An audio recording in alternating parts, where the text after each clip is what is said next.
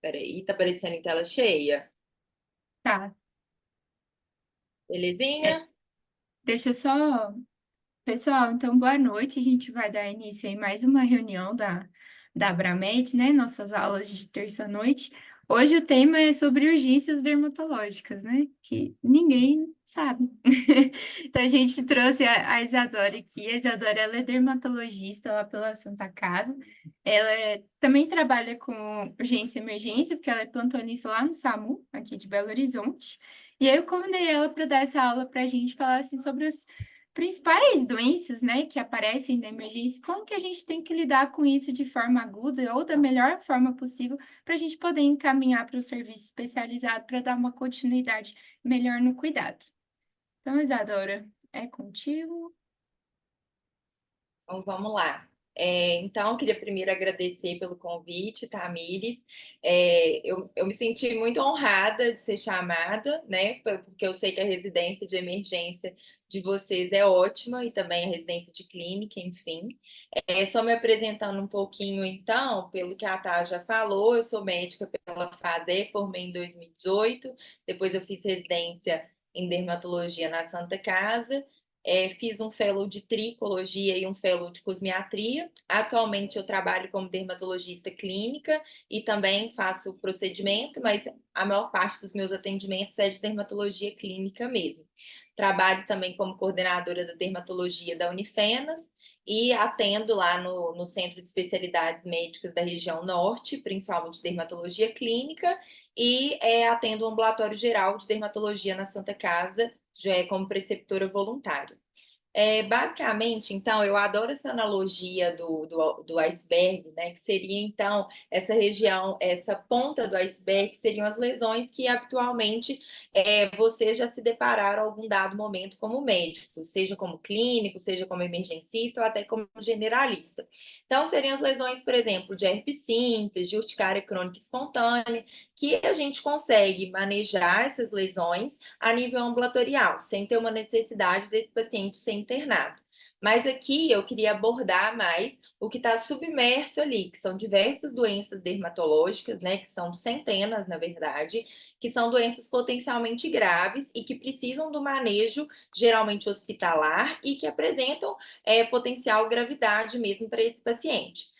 Dentre elas, as principais seriam as farmacodermias. Então, aqui, por exemplo, eu coloquei algumas imagens de algumas farmacodermias, como Steven Johnson, eritema multiforme, necrólise epidérmica tóxica, apostolose exantemática generalizada aguda, enfim, paciente com eritrodermia esfoliativa.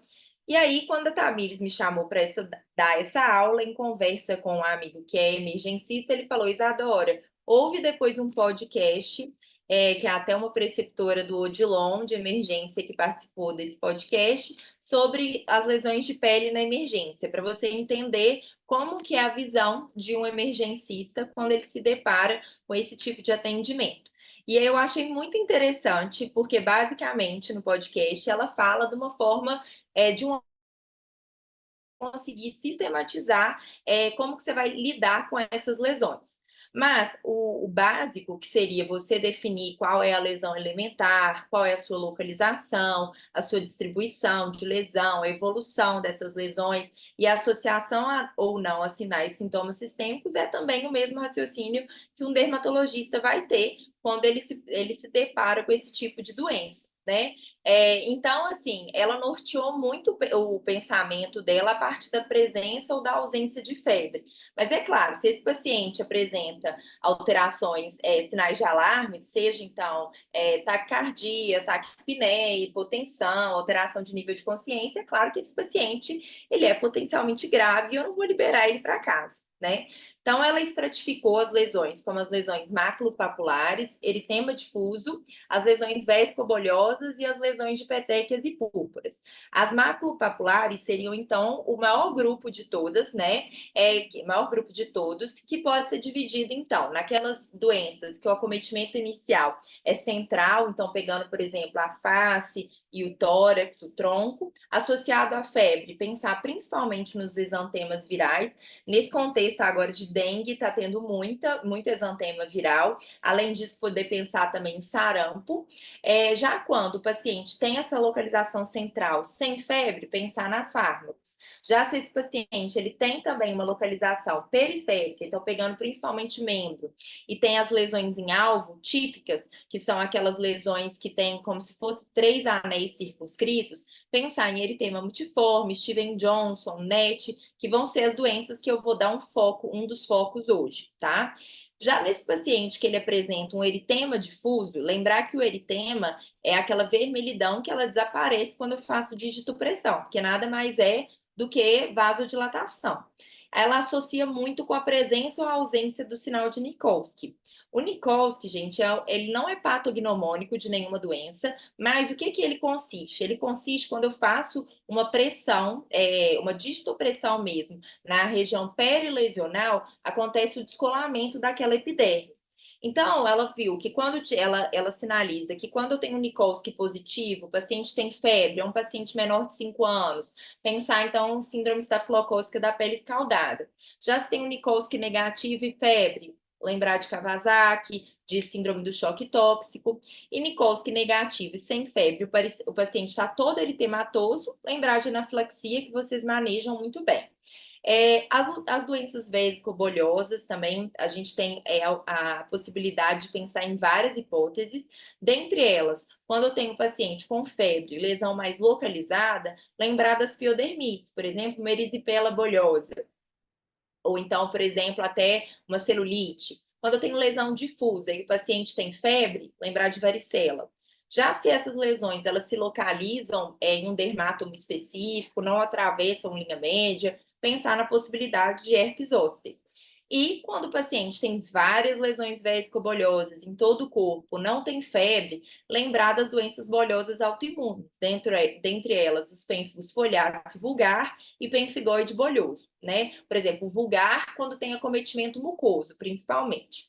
E já as lesões de peteca e púrpura, sempre interrogar se esse paciente está tendo alguma exteriorização de sangramento.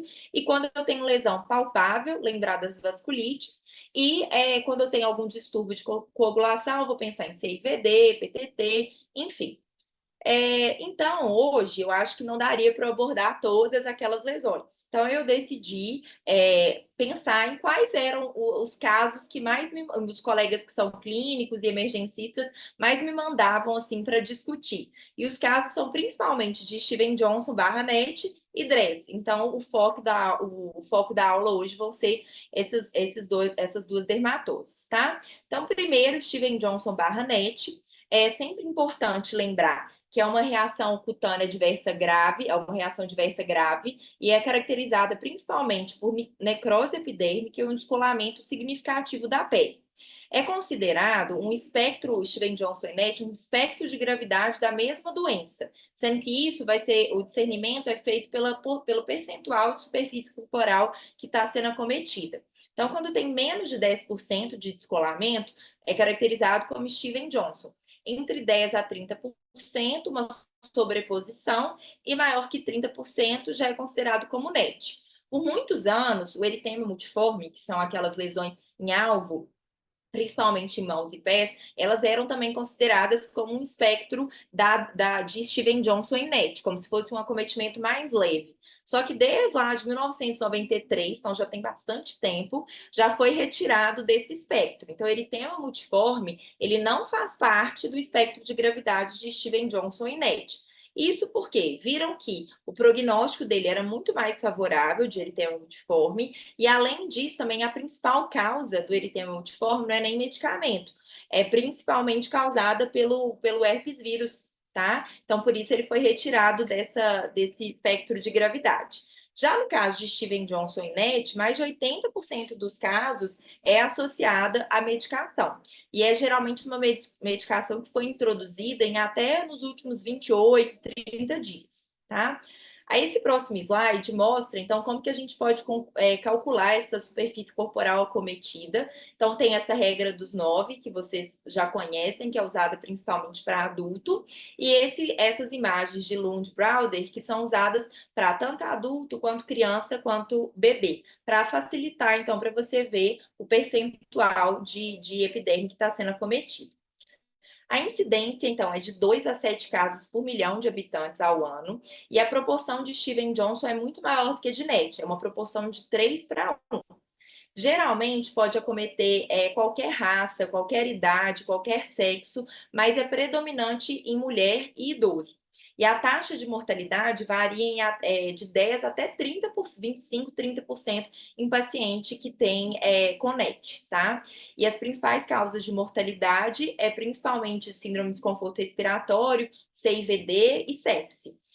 A fisiopatologia já foram isolados alguns HLAs que estão associados a uma predisposição, associada a fator imunológico, que leva a uma reação de hipersensibilidade, ativando os linfócitos TCD8, e isso ativa a via fase ligante e vai culminar com a apoptose de queratinócito. E o que é a apoptose de queratinócito? Ela vai se manifestar clinicamente com aquele descolamento mesmo da epiderme.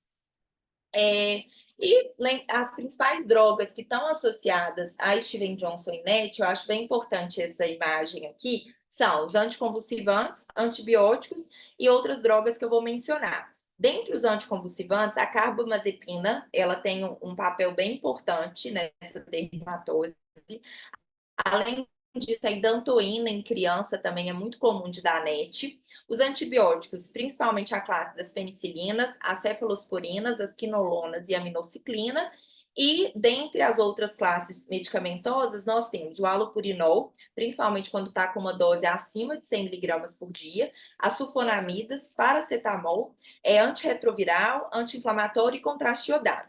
É muito interessante, assim, vocês se atentarem que, às vezes, quando a gente está fazendo a anamnese, perguntando para o paciente se ele fez uso de alguma medicação, enfim, ele acha que é uma medicação necessariamente de uso contínuo e acaba se esquecendo do uso ocasional de anti-inflamatório. Então, muitas vezes é interessante você fazer essa pergunta ativa mesmo para esse paciente, se ele entrou em contato, por exemplo, com algum anti-inflamatório.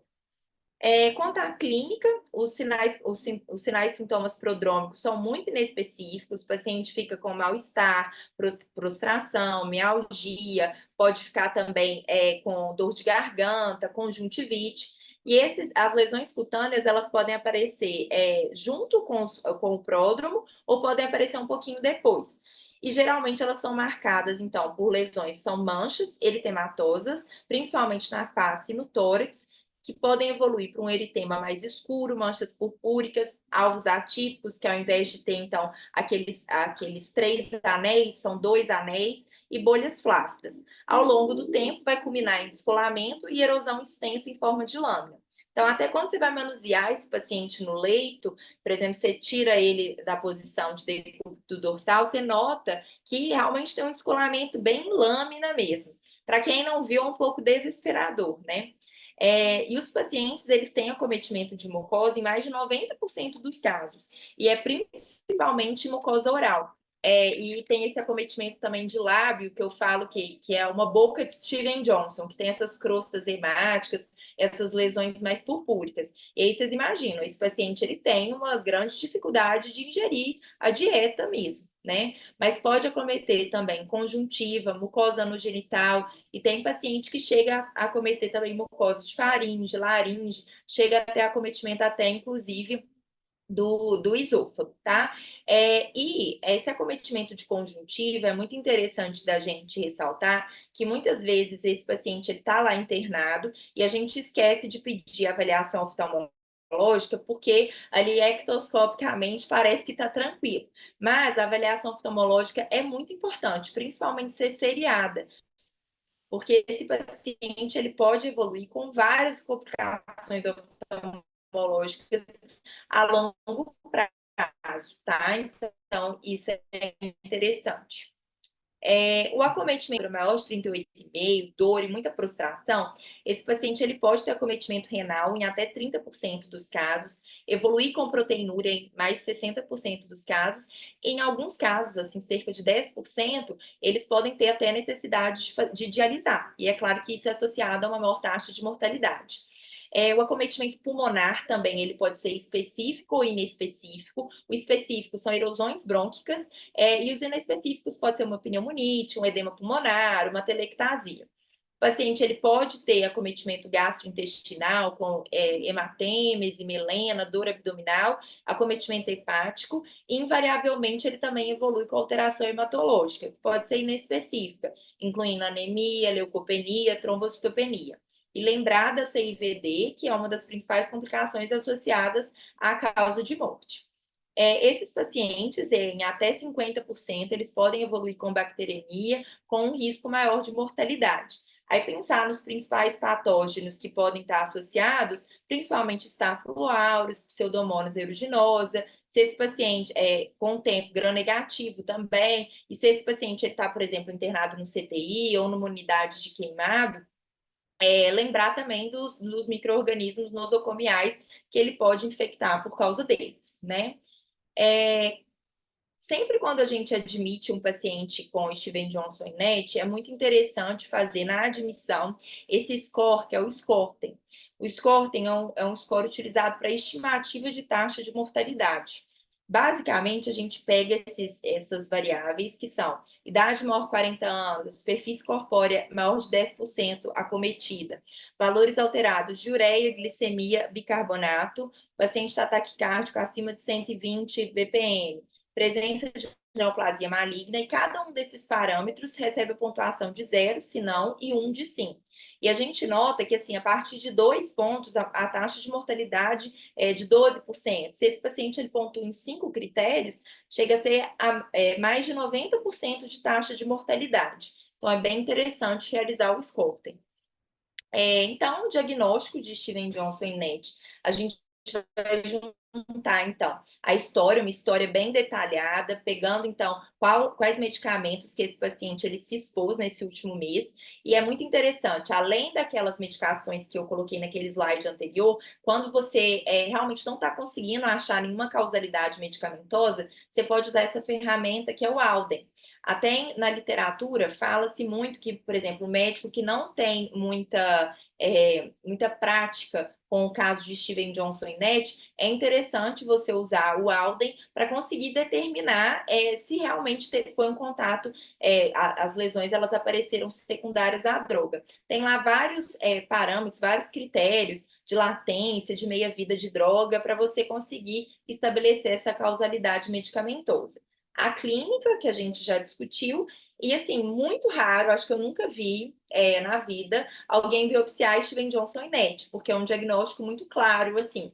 E a biópsia viria extremamente inespecífica, que o que a gente veria no anátomo patológico seria, então, basicamente, uma apoptose de queratinócito basal, necrólise, que vai culminar, então, com o descolamento da junção dermoepidérmica. E isso, clinicamente, a gente vai ver tanto pela necrose da pele, o descolamento, e também pela formação ocasional de algumas bolhas, né? Eu acho que é interessante, assim, pensar em biópsia se eu estou com uma dúvida diagnóstica tremenda para doença autoimune. Então, principalmente, por exemplo, pênfigos ou pemphigoide, enfim, que é a imunofluorescência direta, que então teria que mandar para a imunofluorescência, ela daria positiva para essas doenças autoimunes, para Steven Johnson e NET não. Mas no habitual, não é necessário biopsiar. O tratamento, então, a gente divide o tratamento de fase aguda e de fase crônica.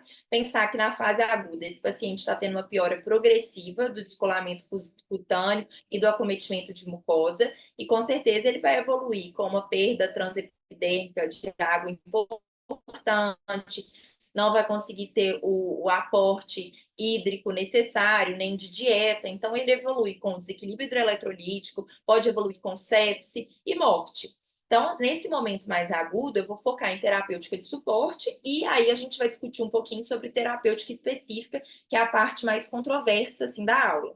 E durante a fase crônica, lembrar que esse paciente vai ter várias complicações, pode ter várias complicações físicas e psicológicas, então por isso que a gente tem que também fazer esse acompanhamento a longo prazo desse paciente. Então, o tratamento ele é multidisciplinar e a primeira coisa que eu tenho que fazer é retirar a droga suspeita.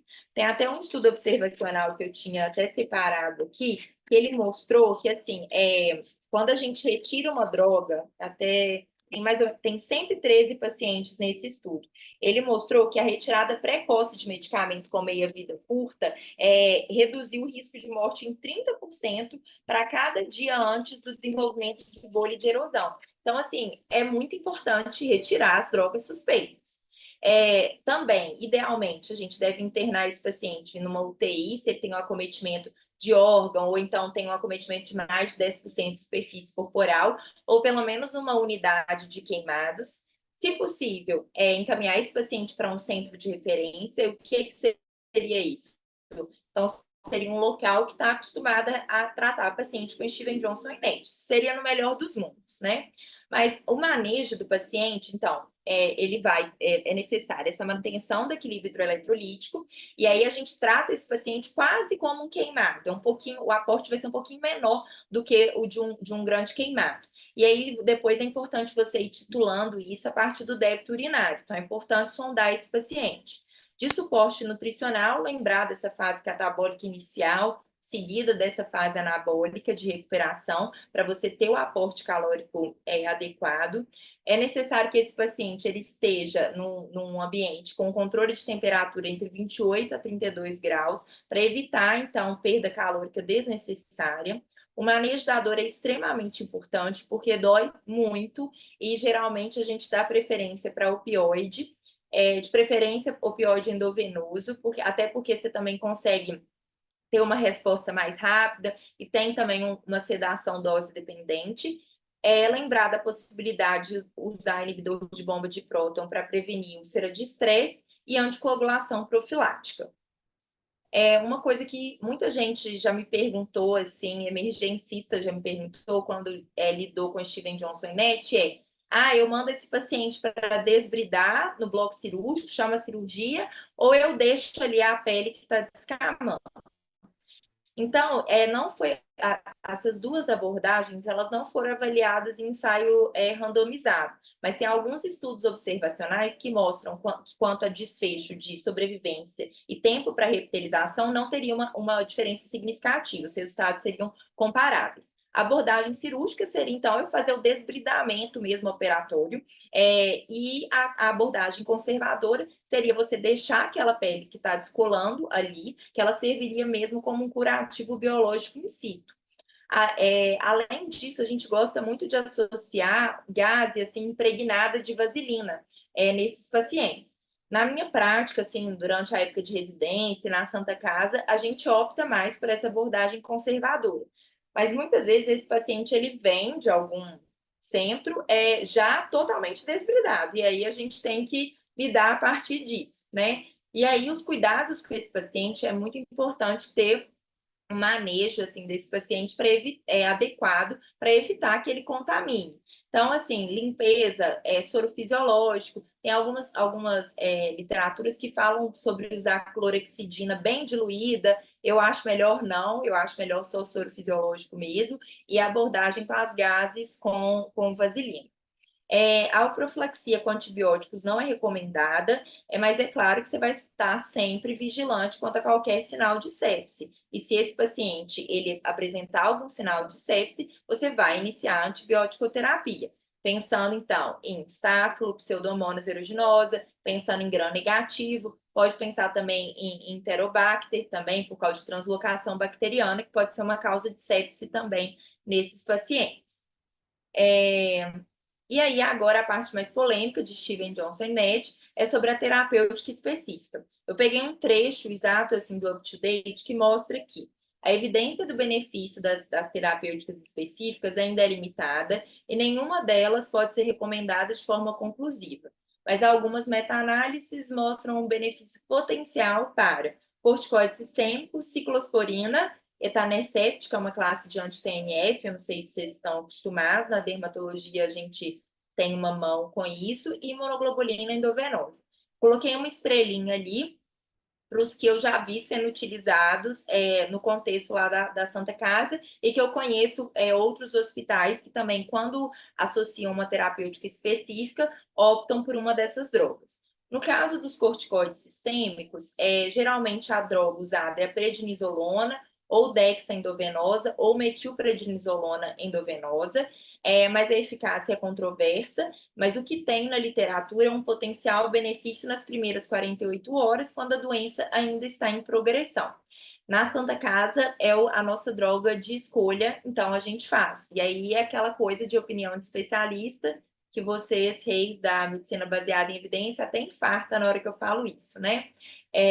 A outra droga possível seria a ciclosporina, que tem algumas meta-análises e algumas séries de casos mostrando que também teria um possível benefício em relação à redução de mortalidade se for administrada durante a fase aguda. E aí a dose seria de 3 a 5 miligramas por quilo, você divide em 2 tomadas, você mantém essa dose mais ou menos uns 7 dias e depois você vai tirando.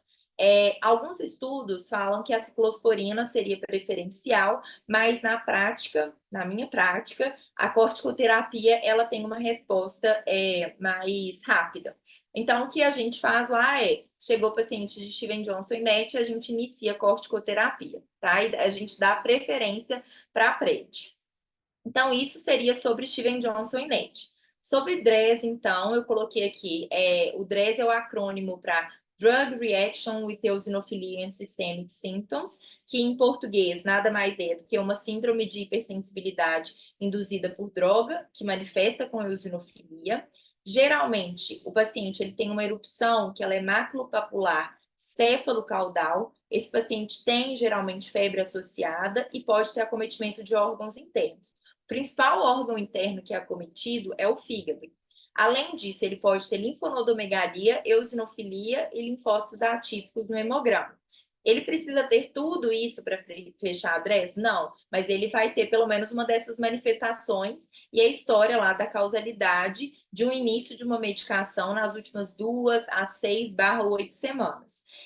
Existem, assim, para mostrar que não precisa ter todas essas manifestações, existem alguns casos raríssimos, assim, menos de 5% que o paciente nem erupção cutânea ele tem, mas aí isso é muito difícil de diagnóstico. Eu sempre vi com a erupção cutânea clássica.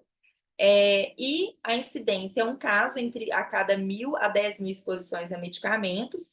Em pacientes hospitalizados, sempre lembrar de DRES, porque das reações adversas cutâneas medicamentosas, DRES chega a corresponder a 20% dos casos.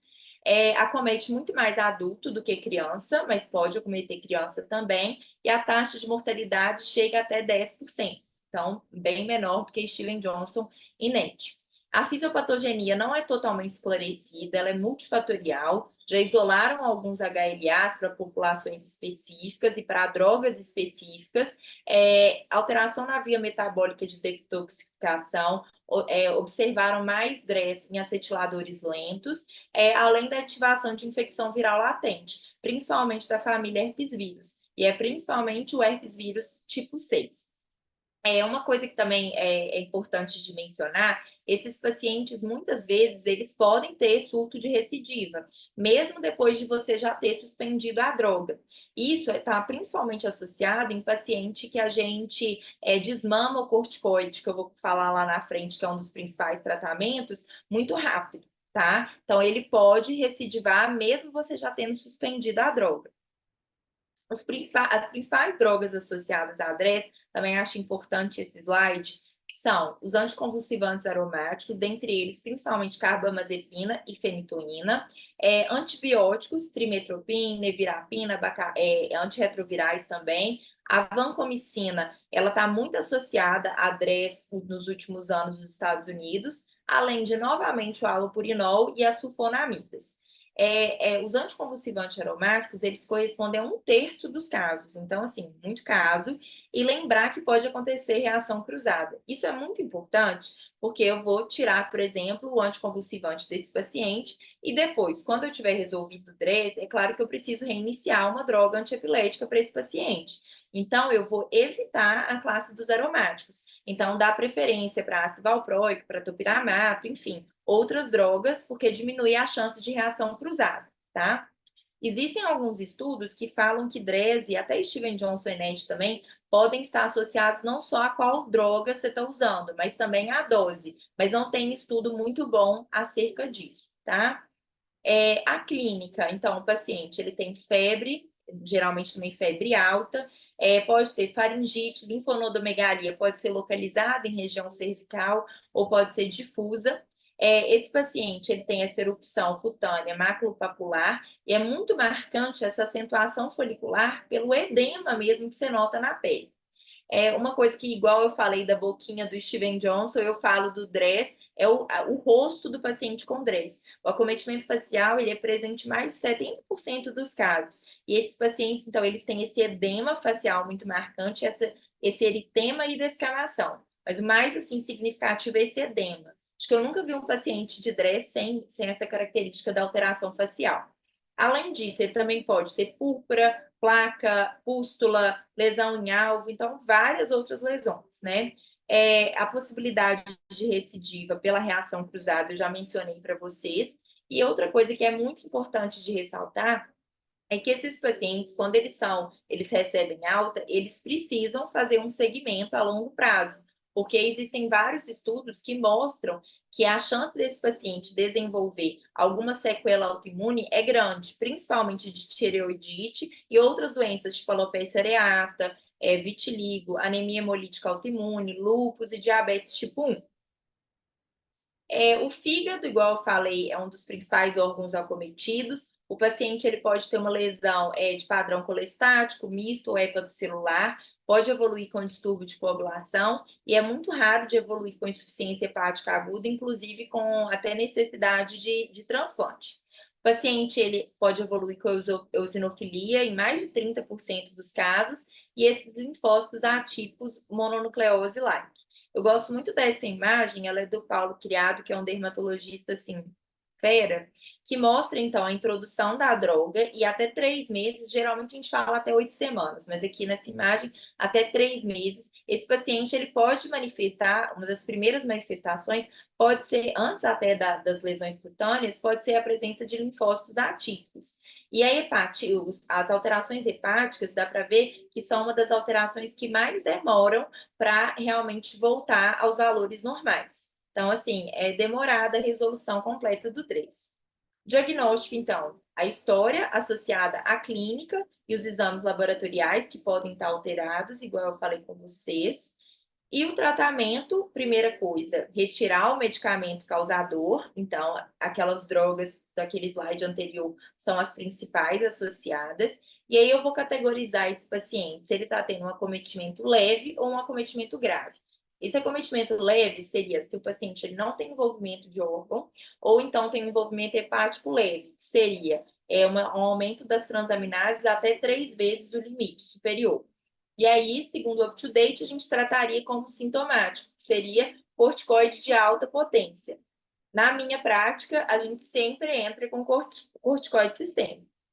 E o acometimento grave seria o envolvimento de um ou mais órgãos. Ah, só o fígado? Não, geralmente pode ter também acometimento pulmonar. Então, esse paciente ele vai ter lá um exame de imagem todo alterado, vai evoluir com hipoxemia, com dispneia, ou um acometimento renal, por exemplo. O paciente evolui com uma creatinina aumentada mais de 2 vezes o valor normal, ou então hematúria, proteinúria. Aí, nesses casos, é estabelecido o uso da prednisona, de meio a 1 mg quilo por dia ou doses equivalentes das medicações de glicocorticoide, até a melhora clínica e normalização dos parâmetros laboratoriais. Só a partir daí eu vou começar o desmame, que pode durar até 12 semanas. E é importante fazer esse desmame de forma lenta, senão tem a chance desse paciente ter uma recaída, tá? E aí, essa frase do UpToDate, também para matar os seis da medicina baseada em evidência, é que a eficácia dos glicocorticoides sistêmicos não foi avaliada em ensaio randomizado para DRES, mas tem um consenso geral entre os especialistas sobre o seu uso, principalmente naqueles pacientes com acometimento renal ou pulmonar. Outras opções, principalmente se os pacientes eles têm contraindicação ao uso de corticoide ou se tem falha ao uso do corticoide, seria a ciclosporina, a mesma dose de 3 a 5 miligramas por quilo por dia, dividida em duas tomadas, o mesmo pensamento de Steven Johnson e NET. Tem alguns estudos, teve na verdade poucos estudos de monoglobulina endovenosa, mas um deles foi até eles nem deram continuidade no estudo, porque teve tanto efeito adverso que eles pararam de usar imunoglobulina endovenosa e foram para a corticoterapia sistêmica. E assim, de novidade que está chegando aí seriam os inibidores de JAK, que são os inibidores de Janus quinase, tipo tofacitinib, que é uma droga que está bombando na dermatologia para várias doenças e começaram alguns estudos sobre essa medicação para algumas farmacodermias, dentre elas, DRES. Aqui eu fiz só um take-home messages. Basicamente, quando eu penso em Steven Johnson e Nate, pensar nas drogas desencadeantes, principalmente alopurinol, lamotrigina, anticonvulsivante, sulfas e AINES, anti-inflamatórios. Lembrar, então, que o paciente invariavelmente tem acometimento de mucosa, principalmente mucosa oral, e o tratamento, primeira coisa, suspender essa medicação causadora, suporte e iniciar ou não corticoterapia sistêmica ou ciclosporina na fase aguda da doença. E já a DRES, lembrar então dessa erupção cutânea, que tem essa acentuação folicular, esse paciente tem aquele acometimento facial, alterações lá nos exames laboratoriais, acometimento hepático, pensar nas medicações, principalmente nos anticonvulsivantes aromáticos, em alopurinol, em criança, lembrar também muito de antibiótico, e geralmente essa droga ela foi iniciada 2 até 8 semanas antes do quadro. Então, coletar uma história bem feita. E o tratamento também, retirar a medicação, o suporte, e aí a corticoterapia sistêmica, principalmente se tem envolvimento pulmonar, renal ou doença grave. Essas foram as minhas referências. Eu espero que a aula tenha sido proveitosa, apesar de não ter tanta medicina baseada em evidência. E esses são os meus contatos. Se vocês quiserem discutir caso, qualquer caso, não só de farmacodermia, eu estou super disponível, só de mandar a historinha direitinho, que eu adoro discutir esse tipo de caso. E é isso. Se vocês tiverem alguma dúvida. Ótimo. Respondeu uma dúvida que o clínico emergencista gosta de saber. Dá ou não dá Ah, corticoide? é, Não, e assim, toda vez que algum emergencista, o Caio Aguiar, que é muito meu amigo, às vezes que ele me perguntou, era sempre isso, e aí, vou dar corticoide ou não, vou dar ou não? Aí eu sempre falo, olha, eu daria, mas a evidência não é tão forte, não é boa. E a gente já pegou alguns casos graves, né? É, Assim, dessas duas principais que você falou aí. E a gente, inclusive, teve um de Dres que ele complicou da parte ventilatória por obstrução de via aérea. Então, aí, sim, aí depois disso, né, infectou e aí você já sabe. Mas é sempre essa a dúvida, né? Primeiro o diagnóstico, que a gente sempre sim, fica muito em dúvida se é um, se é outro, e depois é esse manejo mais específico, né? Que o suporte sim, lá, a galera manda já muito bem, domina.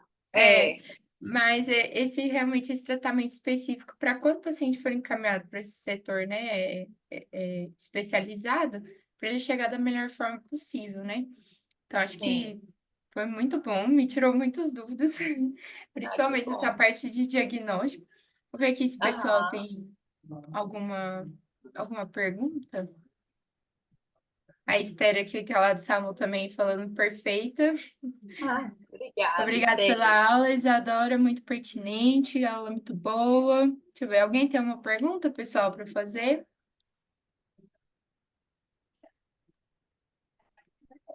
E assim, eu acho, tá, também importante de ressaltar que muitas das vezes, quando o paciente chega com alguma lesão dermatológica, todo mundo fica assim, ai meu Deus, é pereba, não sei o que que é muito difícil e tudo mais. Mas assim, o mais importante é você fazer um diagnóstico sindrômico mesmo, para você conseguir direcionar. A maioria das vezes você não precisa dar um nome, mas você precisa manejar aquele paciente da forma adequada para depois, no segundo momento, se for para um especialista, alguma coisa assim, ou até a nível de interconsulta, ter alguma propedêutica mais específica, mas assim, não precisa dar o nome, porque realmente é muita doença, é muito nome, então isso aí é mais difícil mesmo, né? Até a gente que é dermato, às vezes tem dificuldade, mas você conseguindo direcionar, pelo menos, eu acho que fica bem mais fácil. Não, show. Bom, pessoal, não tem nenhuma dúvida? Tá certo. Muito obrigada. Pessoal, só mais uma coisa, lembrando que aí tá aí no chat a chamada, viu? Que o pessoal anda esquecendo.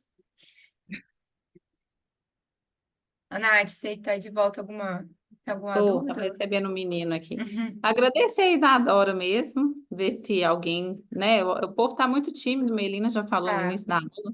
Quiser até parar isso a mesmo. gravação, porque às vezes o povo deixa para perguntar depois que a gravação já acabou. Eu vou encerrar aqui.